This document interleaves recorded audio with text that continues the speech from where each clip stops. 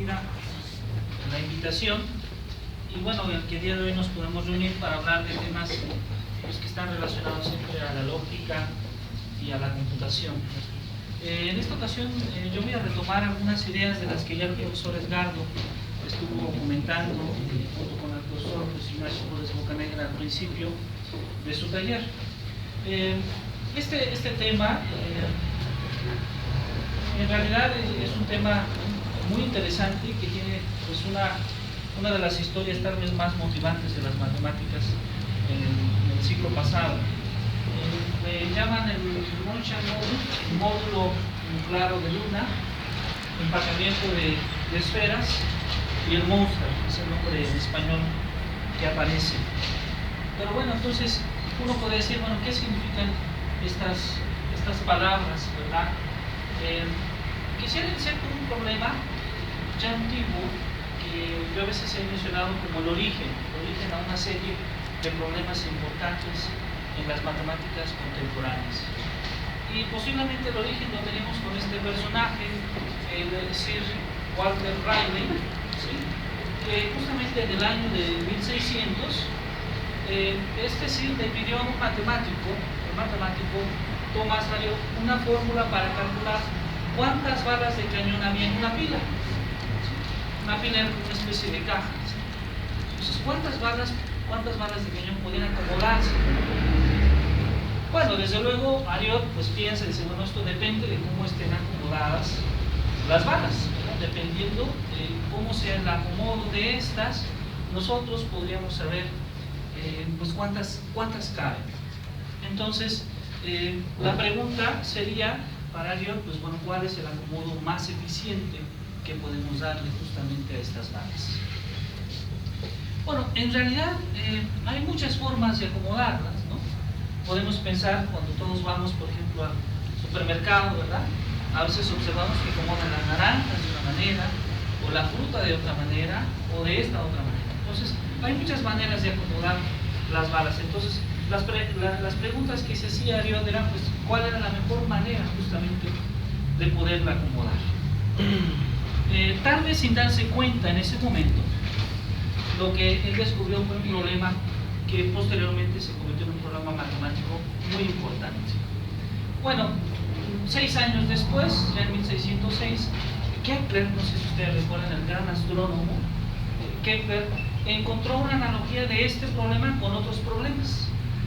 Por ejemplo, problemas que tienen que ver con los cristales de nieve o las celdas en las colmenas. No sé si ustedes recuerdan cuando ven un panal, una colmena de abeja, tiene cierta manera de acomodarse en las celdas donde están las abejas. O también las semillas de las granadas. Ustedes cortan una granada y como que una forma muy particular en la que está acomodada la semilla. Bueno, entonces él observó que este problema de acomodar las balas en las pilas era muy semejante, era muy parecido. Bueno, en todos estos casos, pues podríamos decir que a mayor radio de las esferas, más espacio se puede recubrir entre un retículo y otro. Vamos a llamar retículo a esa formita geométrica que define la celda o que define una naranja entre otra naranja o una bala entre otra bala. Bueno, 5 años posteriores, pues Kepler reformuló este problema que acabo de mencionar de la siguiente forma. ¿Cuál es la configuración de esferas con el mismo radio que tienen máxima densidad? En el sentido de la relación al límite entre el volumen total de las esferas y el espacio que las contiene. Y este resultado, esta pregunta que Kepler se hace, se llama la conjetura de Kepler. ¿Sí? Es decir, pensamos en la pila, ¿se acuerdan? Que tiene balas. Entonces nos preguntamos, ¿cómo puedo hacer que en la esfera, tomar el radio, las esferas más grandes posibles, pero que al mismo tiempo que las esferas sean lo más grandes posibles, el espacio, ese hueco que hay entre una esfera y otra, sea el más pequeño? Entonces eso parece como un problema de optimización, ¿verdad?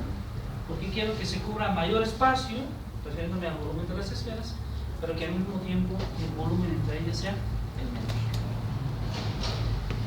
Bueno, este problema que aparentemente ha sido mencionado de una manera muy simple, se convirtió en un problema muy complicado y ha sido un problema muy complicado para las matemáticas.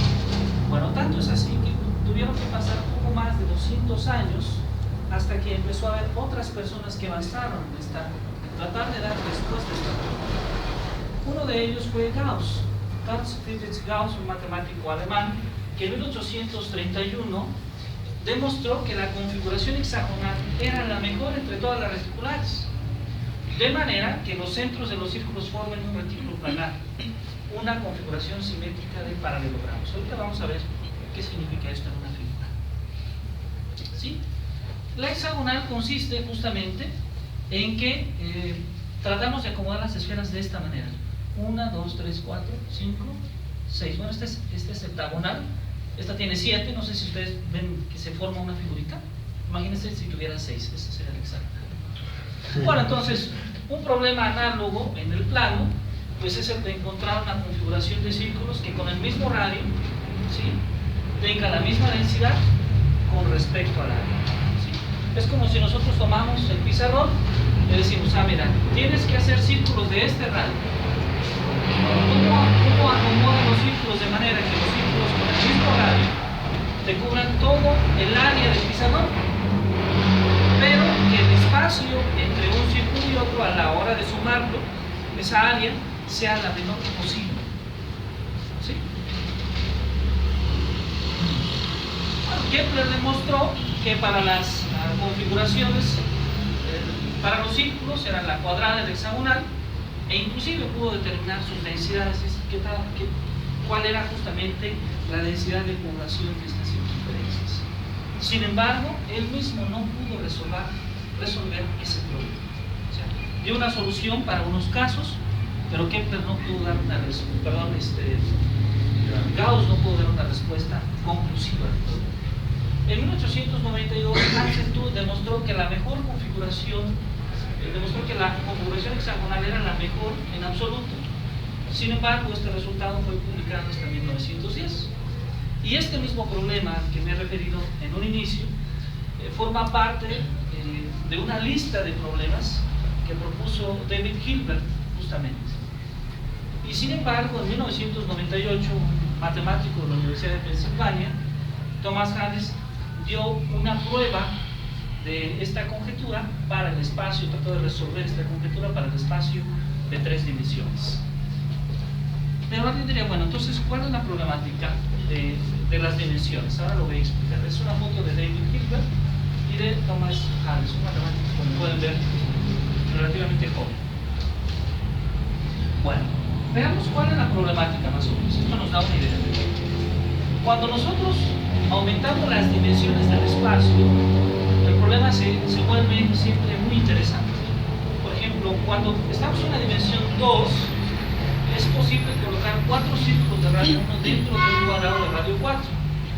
Y queda lugar en el centro para un círculo de radio raíz de 2 menos 1, que es aproximadamente 0.4. ¿Sí?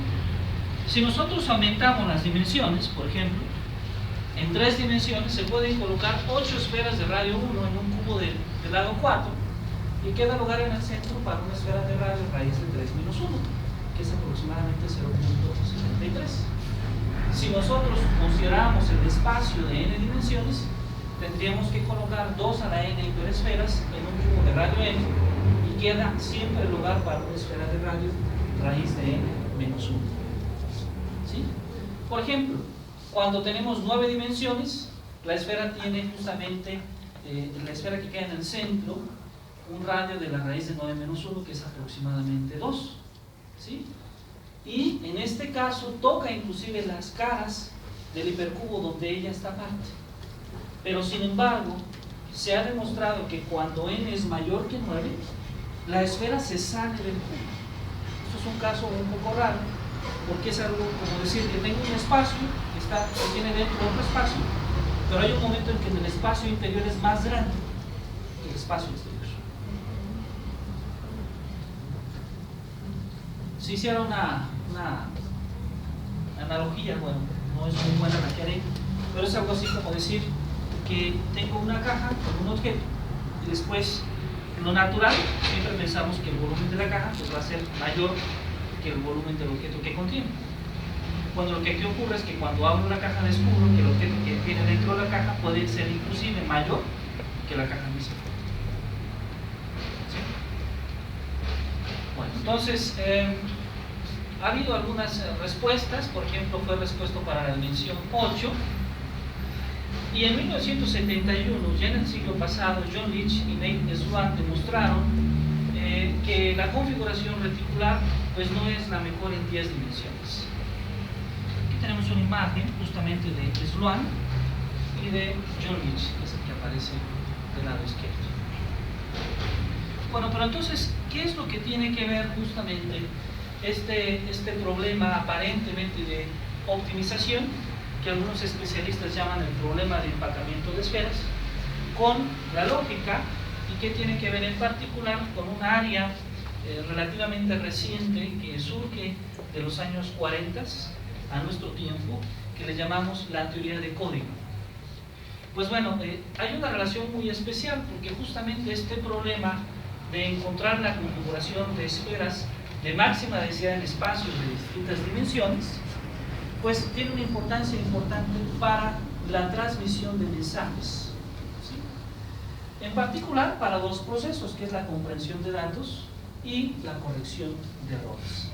Pero ¿cuál es la relación? Bueno, la relación es que un código en cierta medida podemos escribirlo de manera análoga como una cadena binaria de n símbolos que identifican las aristas de un hipercubo en n dimensiones. Y para evitar los errores de la transmisión se requiere evitar que las aristas adyacentes a una arista codifiquen el mensaje, coloquen a su vez los mensajes. A ver, un código, un poquito como lo que estuvo comentando el profesor Edgardo, se puede pensar también como un espacio. Él, por ejemplo, escribía, si ustedes recuerdan, hace un momento escribía la letra B. Decía, la B tiene dos elementos, el 0 y el 1. Bueno, si a esa B la elevamos a n, pues ese es un espacio booleano que tiene una dimensión de 2 a la n, porque tenemos n veces b y cada b tiene a su vez dos elementos, 0 y 1.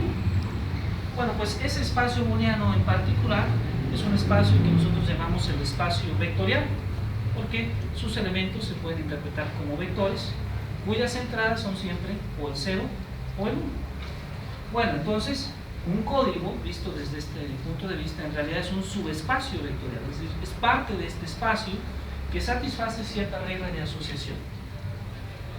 Bueno, entonces la pregunta que nosotros nos hacemos es ¿cuál es la relación que hay entre la dimensión del espacio y la dimensión del código, de manera que pueda transmitir la mayor cantidad de información posible sin errores? Claudio Shannon en 1942 escribió un teorema donde él demuestra que es posible construir ese tipo de códigos. De hecho, ese tipo de códigos comúnmente les llamamos los códigos perfectos, ¿sí? Sin embargo, en el mismo teorema de Shannon, él no explica cómo hacerlo. Es un teorema que a veces llamamos de existencia. Demuestro que existe algo, pero no tenemos o no se tienen elementos para cómo construirlo. Bueno, entonces justamente una configuración de hiperesferas a máxima densidad permite siempre maximizar el número de mensajes, minimizando la probabilidad de error. Si quiero enviar, maximificar mis mensajes, pero con pocos errores, o inclusive nulos errores. Bueno, y justamente el estudio de este tipo de problemas de comunicación dio algunas respuestas al problema de optimización. Y algunas de las respuestas provienen en un descubrimiento que le llamamos hoy en día el retículo de Leach. Bueno, esta es una foto muy bonita. De este lado aparece Claudio Shannon y del otro lado aparece Richard Hamming, que es otro de los profesores importantes en el desarrollo inicial de la teoría de códigos. Entonces vamos a ir empezando un poquito en materia. Primero consideremos un conjunto omega, así lo vamos a llamar, un conjunto omega finito de n elementos. Omega tiene n elementos. Y vamos a definir lo que llamamos el conjunto potencia de omega. ¿Quién es el conjunto potencia de omega? Es el conjunto de todos los subconjuntos de omega, ¿sí? En particular, no quisiera utilizar algunas cuestiones técnicas, pero podríamos decir que el conjunto potencia de omega es un espacio vectorial. Es un espacio vectorial donde todos sus elementos los podemos expresar básicamente con dos elementos, con el 0 y con el 1. Es decir, son vectores cuyas entradas, son diádicas. Tienen 0, tienen 1. Y a estos espacios comúnmente les llamamos un F2 espacio vectorial. Bueno, entonces un código C, un código como el que el profesor Edgardo estuvo explicando esta mañana, es en realidad un subespacio vectorial del conjunto potencia de omega. ¿Sí? Y bueno, que sea un subespacio vectorial significa básicamente que reúne tres particularidades. La primera es que tiene un elemento neutro que es común en P omega. La segunda es cada vez que tomamos dos elementos de este subespacio, el elemento que surge también forma parte del mismo. Esto es lo que nosotros decimos cerrado bajo la operación. Y tercero, tiene algo que llamamos el producto escalar, que es cuando tomamos un elemento que no forma parte del espacio con la operación de un elemento del espacio, el resultado es un elemento que forma parte también del espacio. Bueno, entonces vamos a decir que un código C, ya dijimos que es un subespacio, es de tipo 1 si tiene un número par de elementos, ¿sí? Si el número de elementos es múltiplo de 2. Y decimos que un código C es de tipo 2 si su número de elementos es múltiplo de 4. ¿Sí? Múltiplo de 4. Además, para un código C, si ocurre que hay un dual contiene a todos aquellos elementos que no están en C, contiene a todos los elementos que no están en C en P omega, decimos entonces que un código se llama autodual si es a su vez el mismo dual. ¿Sí? Es decir, si C es exactamente C asterisco. Bueno, ha habido muchas personas entonces que han estudiado este tipo de códigos. Por ejemplo, Wilson Lepowski es otro de los que han hecho muchos estudios. Igor Frenkel también es otro de los profesores que ha hecho importantes avances en esta área. Pero bueno, antes de continuar quisiera comentar que hay dos códigos muy comunes que son de este tipo, que son autoduales y que son del tipo 1 o del tipo 2.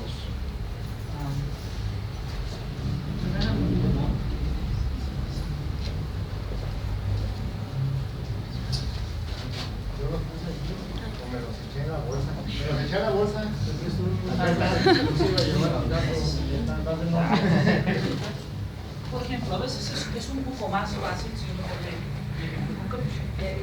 muchas gracias. Nosotros podríamos tomar un polinomio, por ejemplo, este polinomio, el polinomio x a la 8, x a la 7, más 1. Entonces, cuando nosotros pensamos en ese polinomio x a la 7 más 1, nosotros podríamos pensar en todos los elementos que dividen a este polinomio, que son otros polinomios. Bueno, este polinomio, por cierto, lo tomamos dentro de algo que nosotros llamamos el F2 espacio vectorial, o el campo de dos elementos. Para los polinomios significa que los coeficientes, los números que van junto a la x, o son 0 o son 1. Entonces, si nosotros pensáramos en una forma de nosotros factorizar este polinomio, por división sintética. por división sintética, bueno, sí es una forma. Si pensáramos en una forma de factorizar este polinomio, de manera que quedara expresado algo que llamamos polinomios primitivos, es decir, polinomios que ya no se pueden a su vez factorizar en otros, que era una forma simple. Este polinomio se factorizaría de esta manera. Será x a la 7 más 1 es igual a x cúbica más x cuadrada más 1 por x x cúbica más x más 1 por x. ¿Sí? Si nosotros hacemos esa factorización, podemos darnos cuenta, si hacemos estos productos, que nos dan este polinomio. Bueno, entonces se puede hacer una construcción muy bonita, que consiste en observar cuáles son los elementos que constituyen un anillo sobre este campo de los elementos. Es decir, cuáles son aquellos elementos que constituyen un conjunto de este tipo.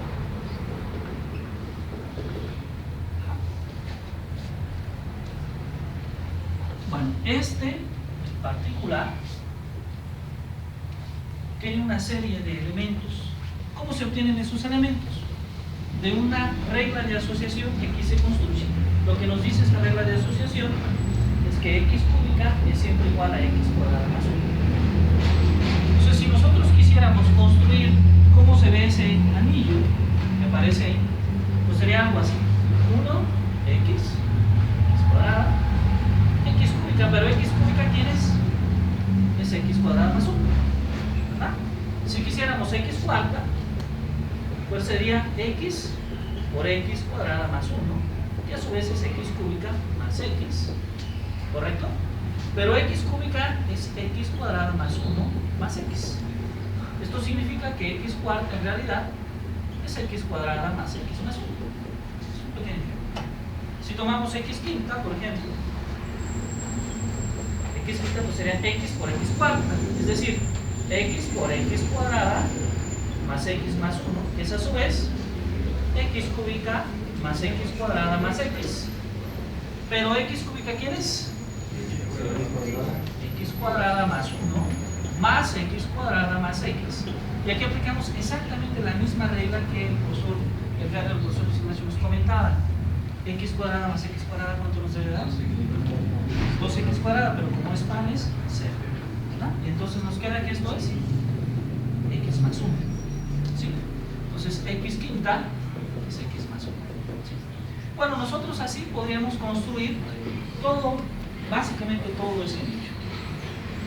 Bueno, aquí el punto importante es que además de hacer esta construcción en base a ese polinomio, nosotros podríamos justamente construir una matriz que nosotros llamamos la matriz de paridad o matriz generaliz.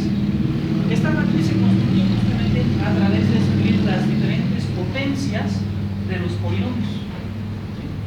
Bueno, no lo haremos aquí, pero si nosotros hiciéramos esta construcción que comento, podemos observar que lo que nos genera es un subespacio vectorial. Es un subespacio que satisface las primeras tres condiciones que he mencionado. Y de hecho, si tomamos el otro polinomio, es decir, x cúbica más x más 1, también se puede construir un subespacio vectorial. Pues este subespacio vectorial al que yo me refiero, que se puede construir, le llamamos justamente el código de Hamming. ¿Sí? El código de Hamming. Y además, este subespacio que se puede construir, se puede observar que cumple las mismas condiciones, tanto este como este. Es decir, pareciera que este es como que el complemento de este, y este a su vez es el complemento de este. ¿Qué significa esto? Que los códigos autoduales que yo mencionaba hace un momento, un ejemplo de ellos es justamente este código. Este código es autodual, pero además cumple una condición muy particular. También es un código perfecto. Es decir, si este código nosotros lo dibujáramos, ¿sí?, podríamos observar que el espacio que ocupa, el espacio vectorial en el que está el código, ¿sí?, el código es máximo. Es decir, la distancia entre sus vectores con respecto a los elementos del código es completamente mínima. ¿Sí? Bueno, entonces este es un ejemplo de un código que es perfecto y que es también autónomo.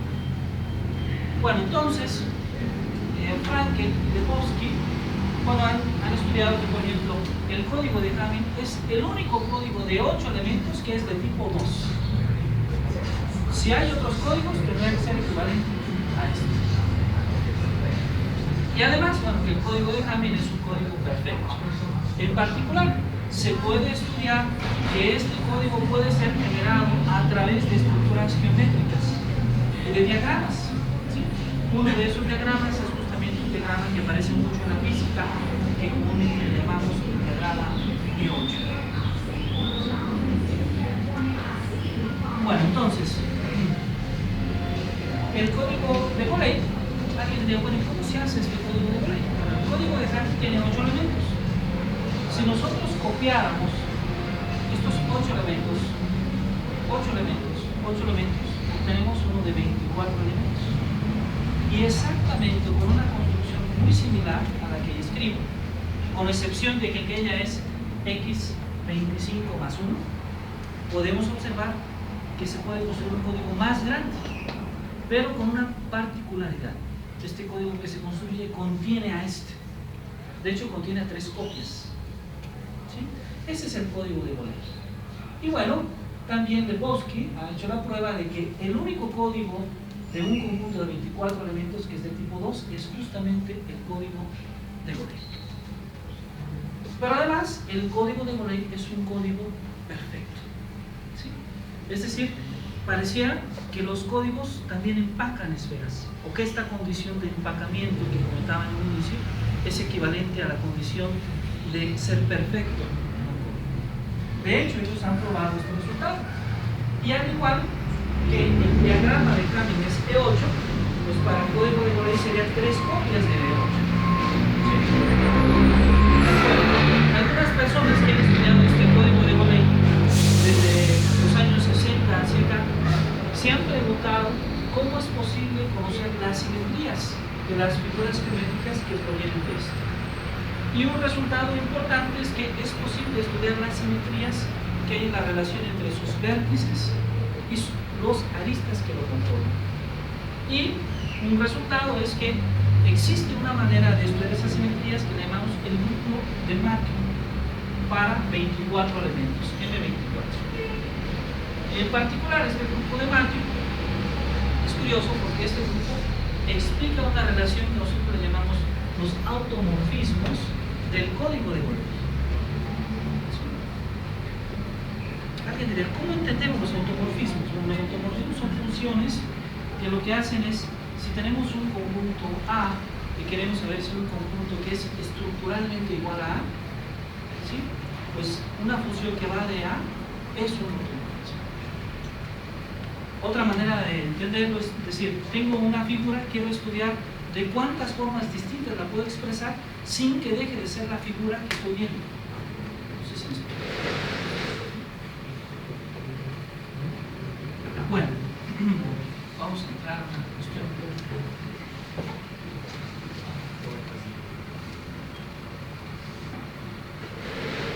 Entonces, vamos a suponer que nosotros tenemos un código que es autodual y que es de tipo 2 sobre omega. Bueno, es posible expresar sobre este código. El código es aquella expresión algebraica que comúnmente está sobre un anillo, sobre un campo, pero asociado a él es posible escribir una geometría. ¿Sí? No lo comenté, pero por ejemplo, en el caso del código de Hamming, por ejemplo, es posible expresar una geometría muy particular, una geometría finita, donde si nosotros tomamos elementos en ella, es posible expresar cada elemento del código como un elemento de una geometría donde las rectas tienen 3 puntos y donde cada 2 rectas se intersecan en uno y solamente un punto.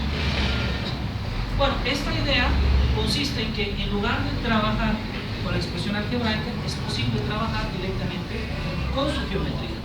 Y entonces de ahí surge la idea de asociarle un concepto que nosotros llamamos el concepto de látice o de red, o de retículo, que en realidad es un espacio vectorial con una base y que además tiene algo que llamamos una forma bilineal simétrica asociada.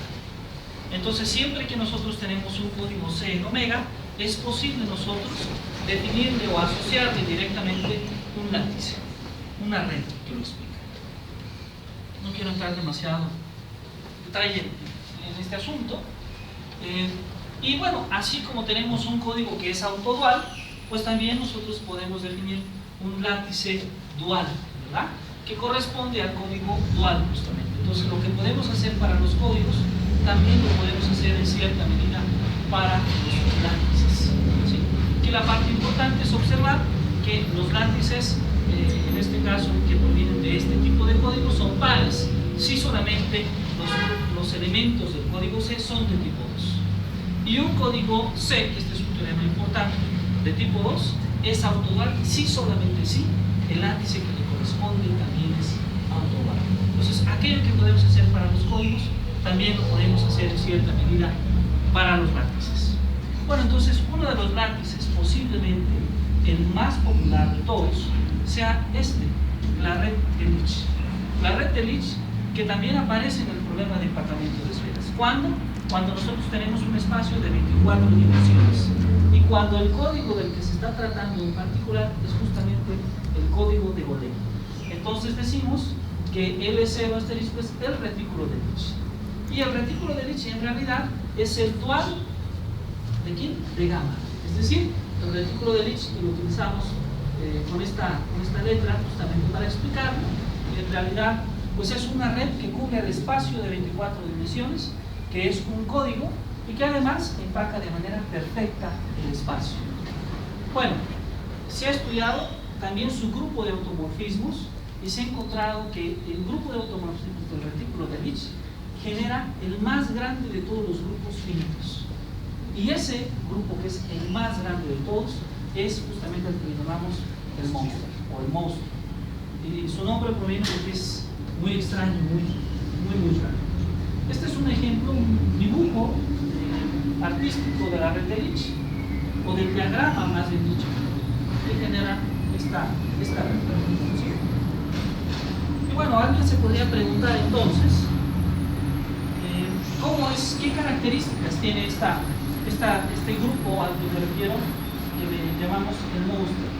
Bueno, la primera es que es el más grande de todos los grupos que nosotros llamamos esporádicos simples. A ver, un grupo es esporádico, comúnmente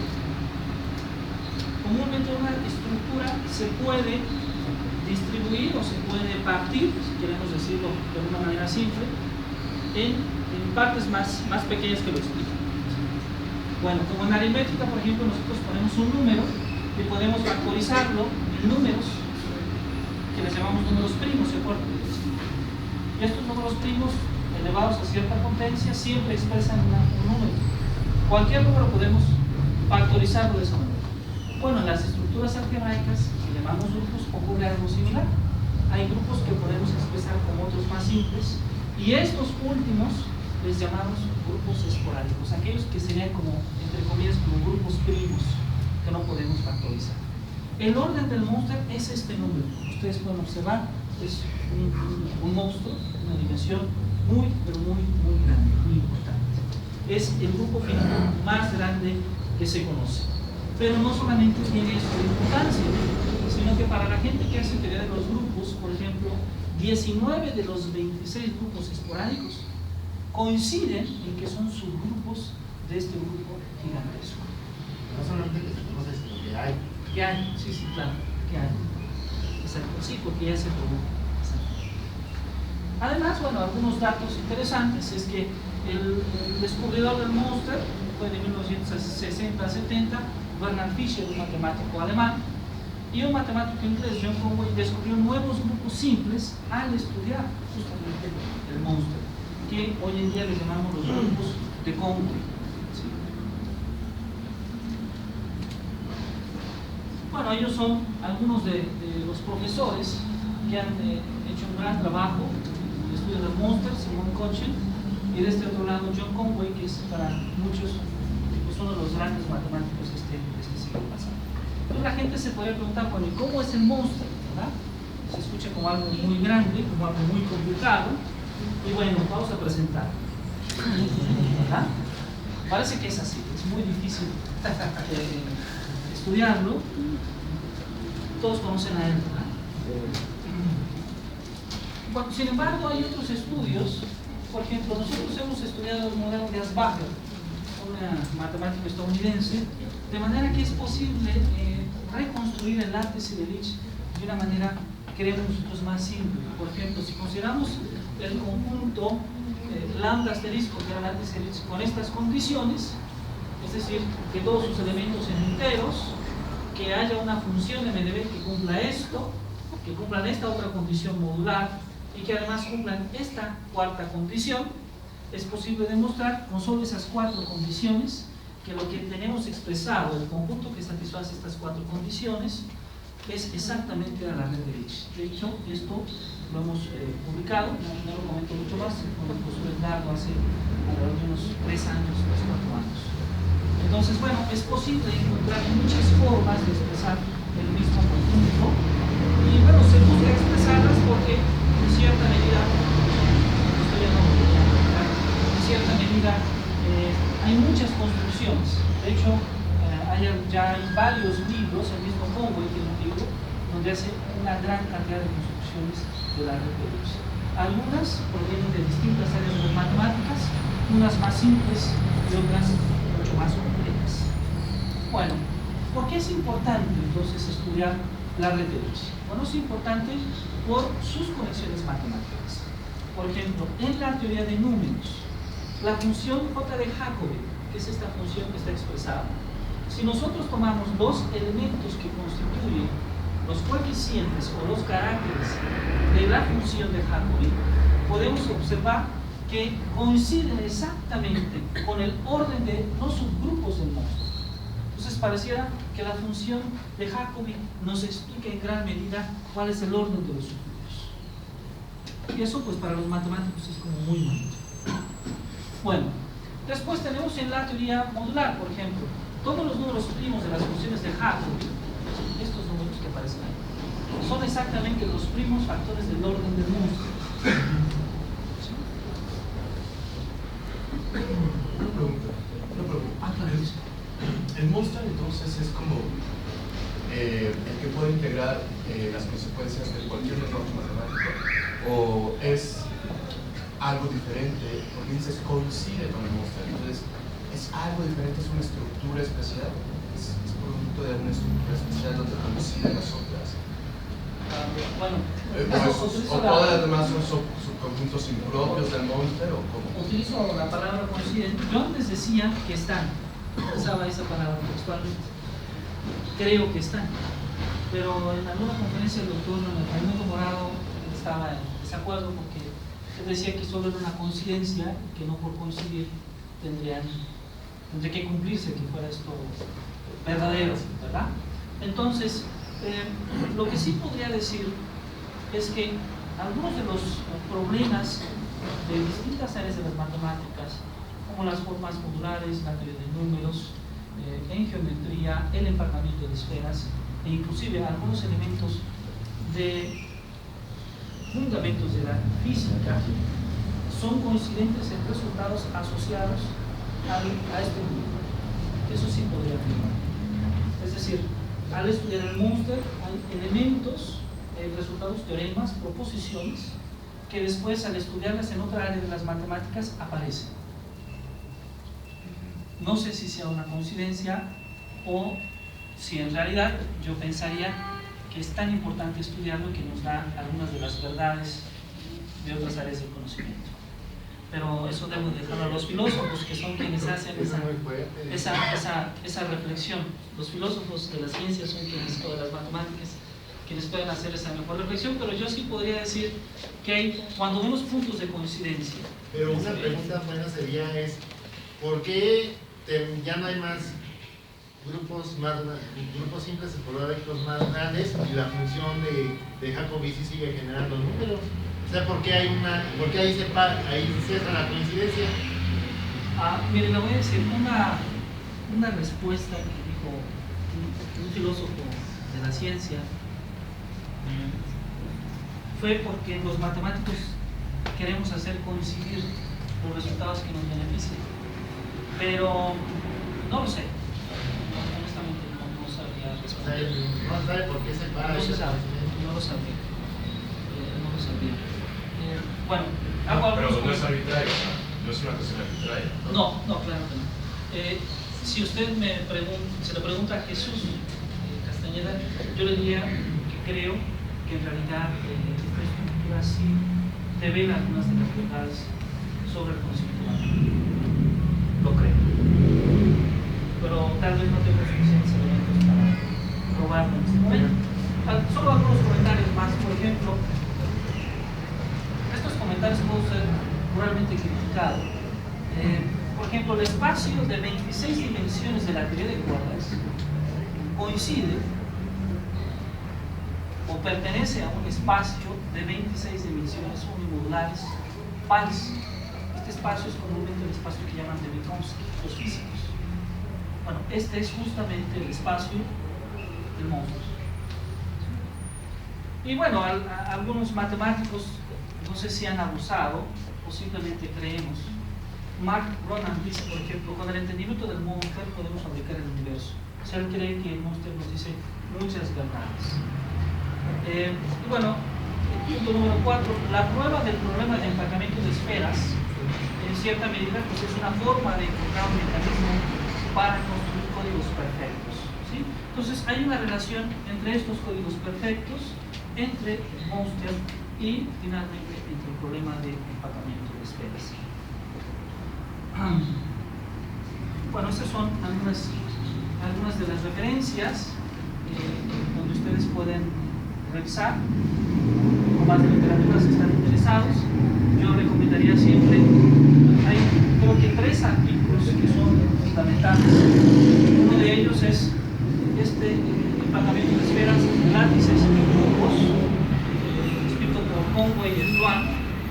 Y otro también importante es Mucha módulo, álgebras de vértices y grupos monster.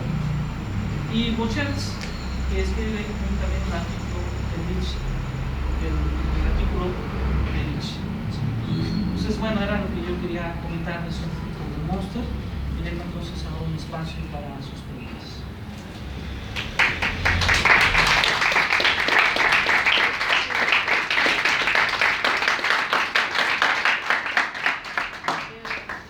Entonces, el problema de la técnica, como de las esferas, ¿se resolvió? No se ha resuelto. Se resolvió para 3 dimensiones. Para 3 dimensiones. De hecho, está resuelto parcialmente. Por ejemplo, para 3 dimensiones, Halley lo resolvió. Después, para 8 es el código de Halley. Para 24 es el código de Golay y la red de Lich. Pero para n dimensiones es un problema todavía abierto que está cerca de cumplir, bueno, más bien dicho, ya cumplió 400 años y está esperando a una persona muy joven con mucha creatividad que pueda resolverlo. Generalmente la gente que es muy joven sí resuelve los problemas importantes. La gente que es muy joven, porque es la gente que tiene ideas nuevas, las demás personas empezamos a leer teorías y nos quedamos a veces en las teorías que naturalmente no dieron respuesta, ¿verdad? Pero a veces las personas nuevas pueden tener ideas mucho más creativas. No sé si alguien más tiene. ¿Qué es el Moonshine Model? Claro. Verá, no lo comenté, debí de haberlo comentado porque va un poquito dentro del título. Lo comenté sí y no quise tocarlo mucho, son algunas láminas que lancé por la cuestión técnica, pero lo comento si me permite sin insisto. El Moonshine módulo consiste en que del retículo de Lich, que sí comenté, se puede estudiar que su grupo de automorfismos es el monster. Pero con este grupo de automorfismos se puede construir una álgebra de Lie. ¿Sí? De esta álgebra de Lie que se construye, es una álgebra de Lie muy particular, porque a su vez se puede construir un módulo. Este módulo que se construye con el álgebra de Lie es lo que comúnmente llamamos un Moonshine módulo. Pero ¿por qué es importante este módulo? Como este módulo es importante, porque básicamente liga 3 áreas muy fuertes de la matemática y de problemas como fundamentales. Este módulo se puede estudiar desde esta construcción que acabo de comentar a través de la teoría de códigos y de las álgebras de Lie. Pero también este módulo se puede construir si estudiáramos formas modulares en otra área de las matemáticas que nace a través de la formación de curvas elípticas y formas modulares. Pero también este otro módulo se puede estudiar a través de la construcción de unas geometrías que se llaman geometrías de vértices. Y que, por cierto, esas geometrías nacen en la física. Esas geometrías nacen justamente en tratar de explicar mejor los movimientos de los electrones a través de un álgebra especial que desarrolló un matemático argentino, un físico argentino, Virasoro, y él hace la primera construcción de estas álgebras. Entonces, hay como tres caminos que finalmente nos llevan a la construcción de este módulo. Sin embargo, las consecuencias de la construcción son algunas de las 4 que mencioné. Y el hecho de que haya consecuencias en problemas tan importantes como empacamiento de esferas, como teoría de códigos, como teoría de números, como formas modulares, como teoría de grupos, para algunos matemáticos lo han llamado pues, como una luz, Es el un santo claro. real de los algebristas. El santo real de los algebristas. Y de ahí en un como una luz en los problemas matemáticos, principalmente del álgebra contemporáneo. Entonces, la mayoría de, bueno, no la mayoría, algunos matemáticos empezaron, los algebristas, empezaron a llamarle de esto. Por eso se le puso este nombre tan romántico. Quisiera hacerte otra pregunta. Bueno, en realidad se me hizo muy interesante lo que escuché. Traté de seguirlo, no tengo este adiestramiento matemático tan profundo para poder entenderte en todo lo que dijiste, pero se me hizo muy interesante tener consecuencias físicas respecto a una estructura matemática o al menos ver cómo podemos nosotros tratar de explicar ciertos sistemas físicos a partir de una aplicación matemática, ¿no? Independientemente de cómo explicamos la aplicación ahí, eso no me importa mucho. Sin embargo, notamos que hay una relación entre la explicación de ese objeto físico con una estructura. Entonces, generalmente nosotros pensamos que las nociones de espacio son nociones ordenadas, es decir, que ese orden es un orden que responde a un pensamiento intuitivo de orden, es decir, que si hay algo que es mayor a otra cosa, pues entonces la otra cosa puede ser, al menos con una posibilidad lógica, contenido en eso que es mayor, al menos es como una posibilidad lógica. Pero matemáticamente lo que yo acabo de escuchar es que podemos obtener consecuencias matemáticas de que hay un objeto que es mayor a la clase que lo contiene o algo parecido. Y eso ya rompe completamente la intuición de espacio, de la intuición exacta, o al menos la cuestión de sentido común o preteórica de espacio, donde hay un objeto que es mayor que puede contener un menor. Entonces, en ese sentido, podríamos pensar que eso es la pregunta. Eso implica una inconsistencia interna de las matemáticas respecto a que son explícitamente explicativas del espacio, o más bien tiene que ver con un panóptico matemático que se aleja a cualquier aplicación.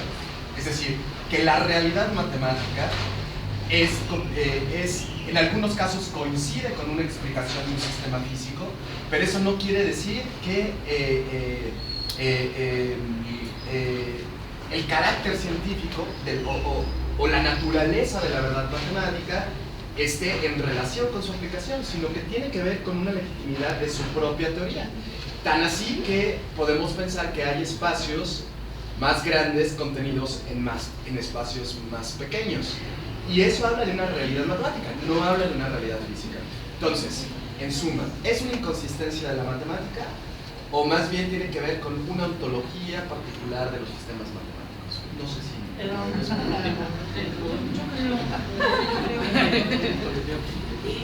creo que, bueno, primero empezaría comentando que la noción de orden en estos casos no es una noción común, porque para empezar, todos los espacios que hemos comentado forman parte de unos espacios que llamamos espacios parcialmente lineales, donde sí, en gran parte la primera concepción es que un espacio es mayor que otro si lo contiene, pero pedimos algunos aditamientos especiales, sobre todo, ¿cuáles aditamientos?